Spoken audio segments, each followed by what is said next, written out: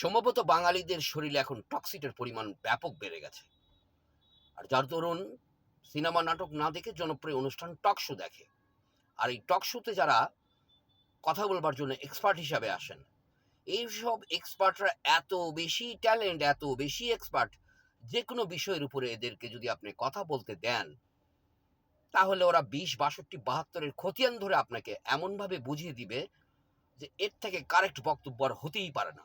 এরা এতটাই এক্সপার্ট যে কোনো বিষয়ের উপরে, এতটাই জ্ঞান রাখে এরা। এরা আবার বিভিন্ন জাতীয় এবং আন্তর্জাতিক পুরস্কারে পুরস্কৃত। এরা অতিরিক্ত যোগ্য। এইসব যোগ্য মানুষদের যদি আমাদের রাষ্ট্রের বিভিন্ন গুরুত্বপূর্ণ পদে বসিয়ে দেওয়া হয়, আপনার কি ধারণা এরা চালাতে পারবে? আমার ধারণার কথা বলি। আমার ধারণা এরা একদম বংরেজ করে ফেলবে, না বাংলা না ইংরেজির মতো করে। আপনার ধারণাটা জানিয়ে দিন এইসব সব জান্তা শমশের সম্পর্কে।